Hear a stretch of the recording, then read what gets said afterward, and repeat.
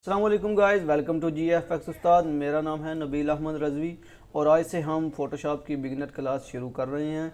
और फ़ोटोशॉप शुरू करने से पहले मैं एक चीज़ क्लियर करना चाहूँगा कि फ़ोटोशॉप एक रास्टर बेस्ड सॉफ्टवेयर है जिसमें हम इमेजेस के ऊपर काम करते हैं और इमेजेस पे काम करते हुए हम मुख्तलिफ लेयर बनाते हैं और लेयर पे काम होता है और एडजस्टमेंट वगैरह वगैरह और सभी इसमें शामिल हैं।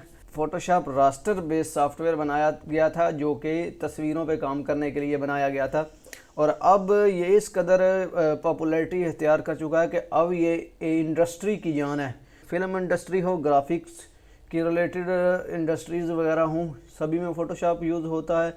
और फ़ोटोशॉप को कैसे इस्तेमाल करते हैं, आज की क्लास में हम फ़ोटोशॉप के इंटरफेस को देखेंगे, फ़ोटोशॉप के टूल्स वगैरह कहाँ पे हैं और इससे कैसे काम लिया जा सकता है। तो चलिए स्टार्ट करते हैं।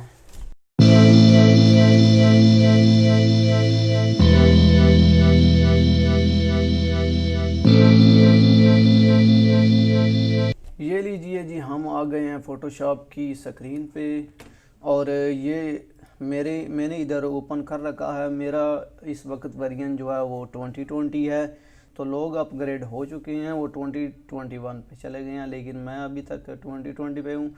तो इसी पे स्टार्ट करेंगे। फ़ोटोशॉप के बेसिक्स में जो सबसे पहली चीज़ है कि इंटरफेस, तो ये इंटरफेस देख के आपने बिल्कुल घबराना नहीं है। सबसे पहली बात है कि आपने घबराना नहीं है। मेरा नाम सब कहते हैं, मैं नहीं कहता। ये इंटरफेस आ गया। इंटरफेस में आप देख रहे हैं कि जो उनसे वाले मेरे प्रीवियस वर्क था वो इस पे शो हो रहा है। आपका जो पिछला वर्क होगा वो रिसेंट, ये सामने लिखा हुआ है रिसेंट, आपको नज़र आ रहा होगा स्क्रीन पे। तो ये रिसेंट फाइल होंगी। यहाँ पे आप इनमें से कोई भी फ़ाइल ओपन कर सकते हो। जब आप प्रीवियसली काम कर रहे होंगे तो यहाँ पे आपकी फ़ाइल्स वगैरह आ गई होंगी जो आपने पहले सेव की होगी, उन पे काम आप कर सकते हैं। तो ये तो एक चीज़ क्लियर हो गई। तो इधर सबसे पहले हमारे पास आ गई create new file. Create new file में सबसे पहले आपने जो चीज़ करनी है वो आपने इधर नाम लिखना है। किसी भी फ़ाइल को बाय नेम सेव करने से ये होगा कि कल को आप वो फ़ाइल तलाश करना चाह रहे हो तो आपको आसानी से मिल जाएगी। वरना अगर आप हर दफ़ा खोलोगे तो वो अनटाइटल्ड होगी, वन टाइटल होगी जिसका कोई नाम नहीं होगा। तो आपका काम जो है, जो प्रीवियस काम किया होगा वो ढूंढना मुश्किल हो जाएगा। इसलिए सबसे पहले फ़ाइल को रीनेम कर लेते हैं। हम इसका नाम रख लेते हैं क्लास। तो हमने क्लास 01 नाम रख लिया। यहाँ पे कस्टम भी हैं, आपने जो उनसे वाले लेने हो, लेकिन ये खुद से भी बनाना चाहें तो खुद से भी बना सकते हैं। और रेजोल्यूशन जितनी हाई होगी आपकी इमेजेस की क्वालिटी उतनी ज़्यादा बेटर होगी। नीचे आ जाती है आपने कौन से कलर मोड पे काम करना है। तो बेसिकली ये बिट मैप और ग्रे स्केल और लैब कलर वगैरह को हम स्किप करते हैं। अभी हम बात करेंगे RGB और CMYK के कलर पे। RGB कलर होते हैं वो रेड, ग्रीन और ब्लू। तो RGB कलर्स जो हैं वो इस्तेमाल होते हैं स्क्रीन पे। RGB कलर जो आपके PC पे इस्तेमाल हो सकते हैं, आपका मोबाइल फ़ोन है उसमें RGB कलर होते हैं। मतलब जो भी चीज़ें, जितना भी स्क्रीन वर्क होगा ना, स्क्रीन के लिए काम होगा, वो चाहे स्क्रीन हो PC की स्क्रीन हो, चाहे वो मोबाइल की स्क्रीन हो, चाहे वो मैकबुक की स्क्रीन हो, इवन वेब डिज़ाइनिंग वगैरह में ना, वो भी सारा RGB में काम होता है। और नीचे आ जाता है CMYK। दरअसल ये प्रिंटिंग के लिए होता है। सियान, मजेंडा, येलो और ब्लैक, ये 4 कलर होते हैं, ठीक है। इनमें से फिर आगे मिलियन कलर बनते हैं। पर जब आपने ब्रोशर प्रिंट करवाने हो, आपने फ्लैक्स प्रिंट करवाना हो, आपने विजिटिंग कार्ड प्रिंट करवाना हो, तो वो आप बनाएंगे CMYK मोड में। और आप कोई साइट बना रहे हो, आपने कोई ऐप बनाया है, आप किसी स्क्रीन के लिए काम कर रहे हो, तो आप रहेंगे RGB मोड में। तो आई होप आपको ये दोनों मोड समझ में आ गए होंगे। हम अभी जा रहे हैं RGB में क्योंकि हम स्क्रीन पे काम कर रहे हैं। रेजोल्यूशन हमने 300 रखी है। जितनी हाई होगी आपकी इमेजेस की क्वालिटी उतनी ज़्यादा बेटर होगी। तो यहाँ तक उम्मीद करता हूँ आपको मैं समझा पाया हूँगा कि हमने आज अभी देखा कि सबसे पहले न्यू डॉक्यूमेंट क्रिएट करना है। न्यू डॉक्यूमेंट क्रिएट करने के बाद हमने आज की क्लास का नाम रखा। आपने जब काम करना है बाय नेम फाइल आपने सेव करनी है, ये पहली बात होगी। दूसरी बात, आपने साइज़ को मद्देनज़र रखना है। जो आपने साइज़ बनाना है, मार्जिन्स वगैरह निकाल कर आपने एग्जैक्ट साइज़ यहाँ पे लगाना है। तीसरे नंबर पे आ जाता है रेजोल्यूशन। रेजोल्यूशन जितनी मच हाई होगी उतनी ही ज़्यादा आपकी पिक्चर की क्वालिटी होगी, उतनी ही ज़्यादा। ये मोस्टली जो है ये मसला देखने में स्क्रीन में तो नहीं आता, लेकिन ये प्रिंटिंग में आता है। प्रिंटिंग जो आप करवाते हो विजिटिंग कार्ड, वो विजिटिंग कार्ड जो वो 300 रेजोल्यूशन भी चल जाती है। रेजोल्यूशन अगर 300 हो तो भी चल जाती है। फ्लायर प्रिंट आउट करवाने हो तो 300 इनफ है। अगर आपने फ्लैक्स प्रिंट आउट करवाना है तो फ्लैक्स जो हम बनाते हैं वो बनाते हैं इंचज़ में। यहाँ पे हम इंचज़ में फ्लैक्स बनाएंगे। डिज़ाइन जो पोस्टर वगैरह करेंगे उसको जब प्रिंट आउट कराना है तो वो मिनिमम जो है वो 650 या 600 के करीब रेजोल्यूशन आपने रखनी है। छोटे वाले पोस्टर्स वगैरह के जिनका साइज़ होगा 5 से 5x10 होगा, या इससे कम जो है वो आप 600-650 पे चल सकते हैं। ठीक है, अगर आपको और ज़्यादा रिज़ल्ट चाहिए तो आप 900 पे जाएंगे, 900 रेजोल्यूशन रखेंगे, उस पर काम करेंगे और मूड आपकी प्रिंटिंग का होगा CMYK। तो ये चीज़ें याद रखने वाली हैं इधर। तो इन चीज़ों को आपने लिख लेना है, याद कर लेना है, इनको भूलना नहीं है। ये हमारे पास एक डॉक्यूमेंट बनकर आ गया। इसको हमने किया अनलॉक किया। अब सबसे ऊपर जो आप देख रहे हैं ये ऊपर file, edits, images, layer type, selection, filter, ये सभी चीज़ें आपको ऊपर नज़र आ रही होगी। ये है हमारी मेन्यू बार में यहाँ पे हम वैसे भी न्यू फाइल ले लेते हैं। अगर वो वेलकम स्क्रीन अगर वेलकम स्क्रीन बाज़ दफ़ा डिसेबल होती है, वो नहीं आती है। जो प्रीवियस वर्जन है उनमें जो वेलकम स्क्रीन है वो नहीं आती। तो आपने क्या करना है कि यहाँ पे फाइल मेन्यू जाके न्यू, अब जब न्यू करोगे तो वही डायलॉग बॉक्स आ जाएगा आपके सामने और फिर वही आपने टाइटल देना है। टाइटल दे के आपने टाइटल देने के बाद आपने लिखना है, साइज़ लिखना है अपने इमेजेस का और अपने फ्लैक्स का, अपने फ्लायर वगैरह का साइज़ लिख के आगे आपने रेजोल्यूशन सेलेक्ट करनी है। फिर कलर मोड सेलेक्ट करके ओके कर देना, न्यू डॉक्यूमेंट क्रिएट हो जाएगा। अब उसके नीचे आ जाते हैं ओपन वही होगा कि जो आपने प्रीवियस काम किया होगा उस फाइल को ओपन करने के लिए आप ओपन करेंगे। प्रीवियस जो सेव की होंगी उनको खोलने के लिए आप ओपन पे जाएंगे। ओपन फाइल करने के लिए कंट्रोल O होगा, ये इसका शॉर्टकट है और शॉर्टकट की बहुत ज़्यादा याद रखने वाली चीज़ है। नीचे आ जाता है ओपन एज कि आप कैसे ओपन करना चाह रहे हो। ये ओपन की तरह ही है, इसमें इतना ज़्यादा फ़र्क नहीं होता। ये आगे आ जाता है ओपन एज स्मार्ट ऑब्जेक्ट। वैसे भी आप कोई भी चीज़ ड्रैग करेंगे तो वो एज अ स्मार्ट ऑब्जेक्ट ही आएगी। मिसाल के तौर पर मैं अपने PC से ले आता हूँ ये फाइल, ये मैंने ड्रैग की है, ये ऑलरेडी स्मार्ट ऑब्जेक्ट बनी हुई है। ये ड्रैग करके भी आप ले आ सकते हैं जैसे आपकी आसानी हो रही है। ओपन एज करेंगे तो ये भी स्मार्ट ऑब्जेक्ट आ जाएगा, एक अलग लेयर पे आ जाएगा। अभी हमारा क्लियर हो गया open as a smart object. Open करेंगे तो वो एक नई विंडो में ओपन हो जाएगा। ओपन रीसेंट वही आ जाएगा फिर जो कि आपकी वो वेलकम विंडो पे आता था। अब यहाँ पे वो लिखा हुआ आ जाएगा, जो आपने फाइल रिसेंटली सेव की थी वो उसी नाम से ओपन हो जाएगी, इधर आ जाएगी। आप ओपन करके उस पर काम शुरू कर सकते हैं। फिर आगे आ जाएगा क्लोज डॉक्यूमेंट करने के लिए और क्लोज ऑल डॉक्यूमेंट करने के लिए। ये आपने क्लोज करना है, इधर से क्लोज कर लें या कंट्रोल W दबा लें, ये आपकी चॉइस है। वैसे जो है ना मैं ज़्यादातर शॉर्टकट की यूज़ करता हूँ, इससे बंदे की स्पीड जो है वो ज़्यादा होती है। आगे आ जाता है सेव और सेव एज़। ये बहुत ज़्यादा मसला बना हुआ है कि यार सेव और सेव एज़ में क्या फ़र्क है, कि सेव और सेव एज़ में कोई इस कदर जो है ना वो डिफरेंस नहीं है। हाँ, सेव और सेव एज़ में ये फ़र्क है कि ये देखें मैं अभी फ़ाइल सेव करता हूँ, ये फ़ाइल मैंने D में एक फ़ोल्डर बनाया, जल्दी से एक नया फ़ोल्डर बना लेते हैं।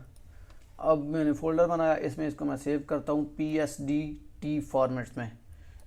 ये मैंने सेव की फ़ाइल। अब मैं कंट्रोल S करता हूँ तो ये मेरे से बार बार नहीं पूछेगा कि किधर कौन सा, ये सेव ही करना चाहेगा। अगर मैं इसको कंट्रोल शिफ्ट एस करूँ तो ये फिर मेरे से पूछेगा, डायलॉग आ जाएगा कि भाई अब तूने इस फाइल का नाम क्या रखना है। अब सिंपली इस पे आपने वर्क किया, वाली जो पिछली वाली फाइल थी आपने उस पर वर्क किया। अब आप चाह रहे हैं कि भाई मेरी जो है ना ये फाइल है, इसमें ना कुछ चेंजिंग हो। चेंजिंग आपने लाई, आप इसको सेव करना चाह रहे हैं, चेंजिंग आ गई। आप चाह रहे हैं कि ये मुख्तलिफ नाम से जो है ना किसी दूसरे नाम से इसको मैं सेव करूं, तो कोई मसला नहीं, आप कर लेते हैं। अब हम करेंगे कंट्रोल शिफ्ट एस। ये हमसे पूछ रहा है कि भाई ये आप कैसे करना चाह रहे हो सेव, तो मैं इसका नाम रख लेता हूँ क्लास 2। तो ये एक नई फाइल में हो गया ना। अब हमने बनाया था न्यू फोल्डर, न्यू फोल्डर 4 बनाया था हमने, वो किधर गया है, ये आ गया। ये देख सकते हैं आपकी ये क्लास 01 है। अभी मैं इसको ओपन करता हूँ, ये फाइल मेरे सामने आ गई जो हमने पिछली फाइल सेव की थी। अब जो हमने बाद में सेव की थी वो ये फाइल आ गई, ठीक है। इतना ही ज़्यादा फ़र्क है कि आप सेव करें या सेव एज करें। सेव आपने एक दफ़ा काम कर लिया, अब मज़ीद उसमें काम करते जा रहे हैं रिकवरी बैकअप बनाने के लिए आप, कि अब हमारे यहाँ पे लोड शेडिंग वगैरह का भी मसला आता है। आपने काम किया, आपने एक तस्वीर रेडी की, बहुत अच्छा आपने काम किया, लेकिन अब आपने बहुत अच्छा काम किया, लेकिन अब आपने क्या किया कि अपने वर्क को सेव नहीं किया, तो वो आपका, यार एक बात के लिए मैं माजरत के बहुत ज़्यादा शोर आ रहा होगा। हम बात कर रहे थे सेव और सेव एज में, वो हमारी क्लियर होगी कि सेव होगी फाइल, वो एक दफ़ा हम सेव करेंगे। हमने अब क्या करना है कि अब आगे मज़ीद वर्क करते जा रहे हैं, ठीक है। अब हमने काम किया कि इसमें चेंजिंग की, चेंजिंग करके सेव कर दी फाइल। तो जब चेंजिंग करके फ़ाइल सेव की, अब हम जाके उस फाइल को ओपन करके फिर उसमें चेंजिंग करेंगे। अब चाह रहे हैं कि इसका नाम कोई और हो, दूसरे नाम से सेव करें, तो कोई मसला नहीं है। आप कंट्रोल शिफ्ट एस दबाएंगे, कंट्रोल एज करेंगे, तो वो वही फाइल होगी लेकिन उसका दूसरा फॉर्मेट होगा, वो मतलब फाइल नंबर 2 बन जाएगी। उस पर आप अपना वर्क कर सकते हैं, उसको रीनेम कर सकते हैं। ये सेव एज होगा। उम्मीद करता हूँ कि सेव और सेव एज में मैं आपको फ़र्क समझा चुका हूँगा। एक दफ़ा फिर रिवाइंड करते हैं कि सेव का मतलब होता है कि आपने कोई भी फाइल सेव कर ली, अब मज़ीद सेव, कंट्रोल एस इसका शॉर्टकट है। अब सेव करेंगे तो वो फाइल जो चेंजिंग करेंगे उसी फाइल में सेव होती जाएगी। आप चाह रहे हैं कि मैं जो चेंजिंग करूं वो इस फाइल में ना सेव हो, वो दूसरी फाइल में सेव हो, तो फिर आप करेंगे कंट्रोल शिफ्ट एस, मतलब कंट्रोल शिफ्ट एस का सेव एज करेंगे, वो फाइल चेंजिंग के साथ होगी और एक अलहदा फाइल बन जाएगी। तो ये सेव और सेव एज का फ़र्क हो गया। दूसरी बात यह है कि हमारी जो ग्राफिक डिज़ाइनिंग की फील्ड है ना, इसमें दो चीज़ें बहुत ही ज़्यादा जो है वो कंसीडर की जाती हैं कि भाई ये दो चीज़ों का आपने ध्यान रखना है। अगर आप नहीं रखोगे तो भाई आप सर पकड़ के बैठ जाओगे कि ये मेरे साथ हो क्या गया है। मैं खुद ही के साथ बताता हूँ कि जब मैंने बेसिक ये शुरू किया था काम अपना, प्रोफेशनल लाइफ में आया था, तो मेरे को एक बीमारी थी कि मैं कोई भी फाइल सेव नहीं करता था। वो फाइल सेव ना करने की वजह से मेरा डिप्रेशन बढ़ता था। वो कैसे डिप्रेशन बढ़ता था कि मैंने अब काम किया, इसमें चेंजिंग्स वगैरह की, एक पूरा जो है ना फ्लायर डिज़ाइन किया, फ्लायर डिज़ाइन करके मैं जनाब खुश हो गया, जी मैंने डिज़ाइन कर लिया। अब मैंने सेव नहीं किया तो क्या हुआ, बिजली चली गई। ये पाकिस्तान का एक वो कह लें कि आलमी है, ये पाकिस्तान में सबसे ज़्यादा मसला है लोड शेडिंग का। तो वो बिजली चली गई, मैंने वो ओपन की, उसमें तकरीबन 4 घंटे मेहनत की हुई थी। फाइल ओपन कर रहा था, फाइल ढूंढ रहा था, ना फाइल मिल रही थी ना फाइल ओपन हो रही थी। भाई फाइल हो तो ओपन हो ना, हो तो मिले ना। तो वो मैंने सेव भी नहीं की, इसलिए वो मेरा सारा वर्क जाता रहा। तो ऐसे करके मेरे को भी ये सेव जो है ना वो पक गया कि भाई सेव करनी है। दूसरे जो शॉर्टकट है वो कंट्रोल जी है। तो ये कंट्रोल एस और कंट्रोल जी का जो है ना ये आपस में बहुत ज़्यादा प्यार है। तो आप लोगों ने सबसे पहले जो चीज़ जो है ना वो ध्यान में रखनी है, ये यही रखनी है कि भाई अब आपकी गलती होगी, Ctrl+Z करो, वापस आ जाओ, आपने फाइल सेव करनी है, Ctrl+S मारो, सबसे पहले फाइल का नाम रखो, नाम रखने के बाद उसका साइज़ दो, साइज़ के बाद कलर मोड सेलेक्ट कर, साइज़ रखने के बाद आपने उसकी रेजोल्यूशन पे काम करना है, रेजोल्यूशन देनी है, फिर आपने उसके कलर मोड पे काम करके उसको सेव करना है, फिर दोबारा आपने फाइल को सेव करते जाना है। तो उम्मीद करता हूँ कि ये सेव और सेव एज़ का जो झंझट है, रोज़ाना का ये मसला बना होता है, ये क्लियर हो गया होगा। आगे हमारी आ जाती है ये एक्सपोर्ट्स वगैरह की, एक्सपोर्ट एज अ PNG8। ये PNG8 क्या बला है? PNG8 दरअसल ये बनाई गई है वेब के लिए। PNG अगर आपने वेब वगैरह के लिए बनानी है, अपलोड करने के लिए, तो ये PNG8 चलेगी। PNG8 बेसिकली ये 256 कलर पे महदूद होती है।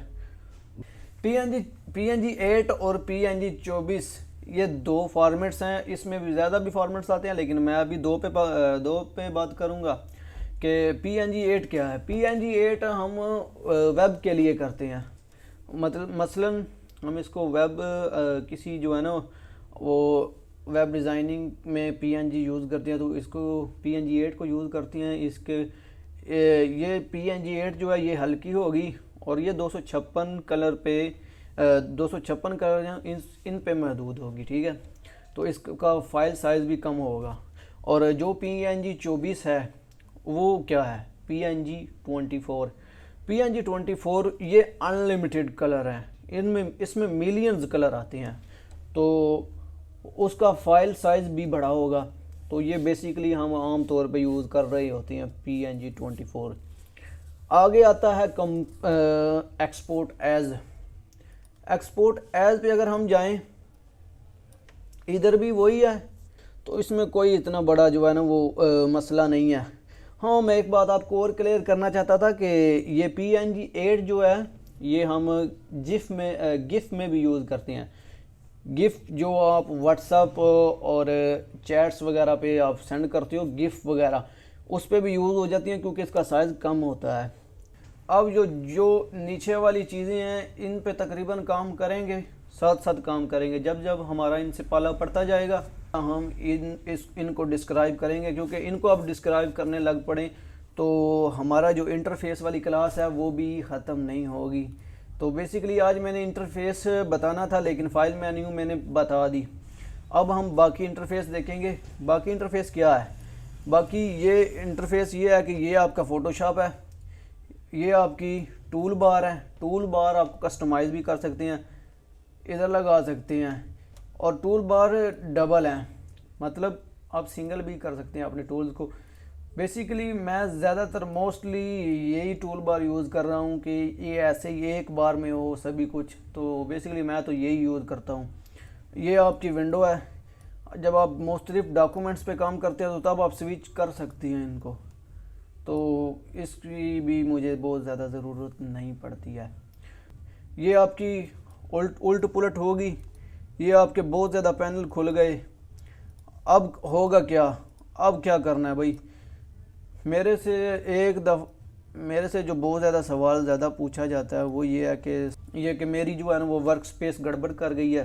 तो वो अक्सर ये इस चीज़ों को देख घबरा जाते हैं, उनको समझ नहीं आती है। कोई मसला नहीं है भाई, आप यहाँ पे सिर्फ विंडो पे जाना है, वर्क स्पेस पे जाना है, इसेंशियल कर दे।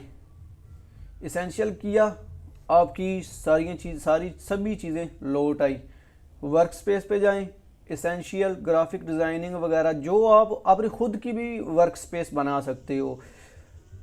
मिसाल के तौर पे मेरी ये वर्क स्पेस थी, यहाँ पे मैं ऐसे यूज़ करता हूँ। अब मेरा दिल है कि अब हम करते हैं कि ऐसे कर लेते हैं अपनी वर्क स्पेस को कि मेरी टूल बार अब छोटी सी होगी, नन्ही मुन्नी सी। तो ये इतना ज़रूरी नहीं है मेरे लिए ये पैनल, इसको मैं अब हाइड कर दूंगा।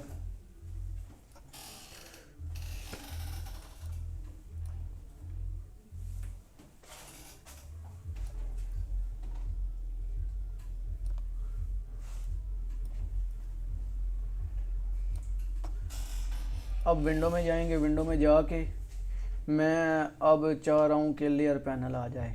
लेयर पैनल अब किधर है भाई? ढूंढो, ये लेयर पैनल, लेयर पैनल आया इधर, इसको इधर मैं स्विच कर रहा हूँ। मेरा लेयर पैनल भी आ गया। अब ये मेरा लेयर पैनल आ गया, ये कलर पैलेट आ गया, कलर पैलेट इधर आ गया। अब मैं चाह रहा हूँ कि ये मेरे जो पैराग्राफ्स हैं वो पैराग्राफ्स भी इधर आ जाए, तो ये आ गए पैराग्राफ्स भी इधर लगा ले। ये अब मैं खुद से कस्टमाइज़ कर रहा हूँ, तो ये मैंने खुद से कस्टमाइज़ कर ली। इधर मेरे पैटर्न्स आ गए, ये ग्रेडियंट्स आ गए, ये कलर आ गए। अब मैं इनको जब चाहूँ निकाल के यूज़ कर सकता हूँ। ये मेरी लेयर पैनल आ गया। मैं इसको अब सेव करना चाह रहा हूँ। Work space, new work space, मैं इसका नाम रखता हूँ क्लास 01। कीबोर्ड शॉर्टकट भी आप रख सकते हैं अगर आप रखना चाहें। मैंने इसको सेव किया। अब मेरी ये वर्क स्पेस होगी उलट पुलट, तो अब मैं अपनी वर्क स्पेस करूँगा।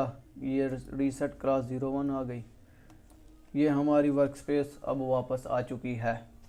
तो आप अपनी मर्ज़ी के मुताबिक भी वर्क स्पेस को सेव कर सकते हैं। अब हमारे पास एक जो सबसे ज़्यादा मसला है, एक और भी चीज़ है जो सबसे कॉमन मसला है कि हम दबा देते हैं, ये देखो बूम। अब हम क्या करें, हमारी जो टास्क बार है, विंडो की टास्क बार वो तो गई। अब ये फुल स्क्रीन हो गया। अब ये क्या मसला, इस मसले को सॉल्व करने के लिए आप दबाएंगे F। बाद दबाव से ये F अल्फ़ाबेट F ये दब जाता है, जिसकी वजह से आपकी स्क्रीन गायब हो जाती है। तो वो गायब होने से आपको थोड़ी सी दिक्कत होती है, परेशानी होती है, तो कोई मसला नहीं है। आप F दबाएं, फिर F दबाएं। अब ये हमारी नॉर्मल स्क्रीन हो गई है। इस पे आप दोबारा आ जाए। जब हमारा ये डॉक पैनल यहाँ से अनडॉक हो जाता है तो कोई मसला नहीं, इसको पकड़े और इधर ये ऊपर बार के पास लेके जाएं और अब करें डक। ये डक हो गया। ये भी मसला एक ख़त्म हो गया कि जो सबसे ज़्यादा मेन मसले आते थे वो हमने आज डिस्क्राइब किए। ये हमारे वर्क स्पेस के मुतालिक मसले थे जो हमने क्लियर किए।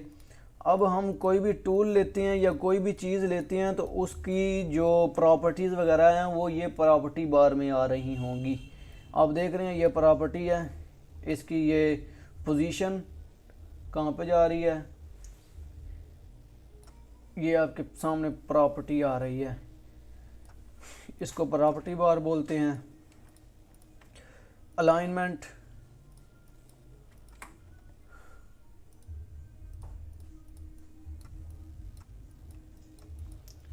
ये प्रॉपर्टी बार आ गई। ये आप इसको सिलेक्ट करेंगे, सिलेक्ट शेप बनाई हमने, इसको सिलेक्ट करेंगे, इसके ऊपर प्रॉपर्टी आ जाएगी। मैं इसको कंट्रोल T करता हूँ। अब ये देखिए ऊपर सब चेंज हो गई बार। अब ये प्रॉपर्टी बार में कन्वर्ट हो गई है।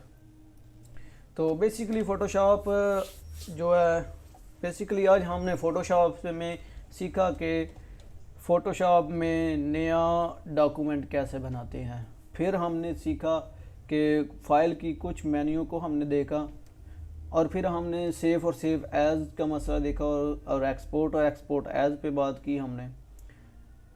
PNG 8 और PNG 24 पे बात की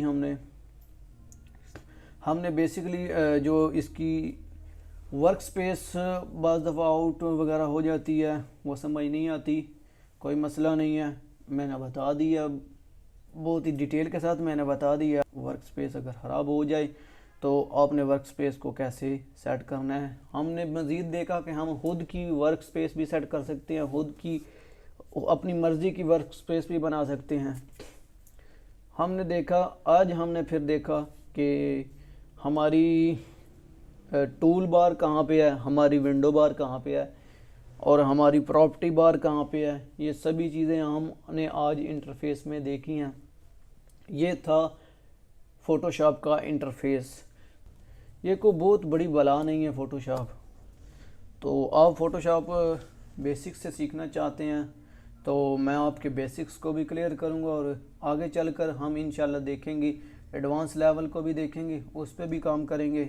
आज के लिए इतना ही, मिलते हैं अगली क्लास में। खुदा हाफिज़, अपना ख्याल रखिए।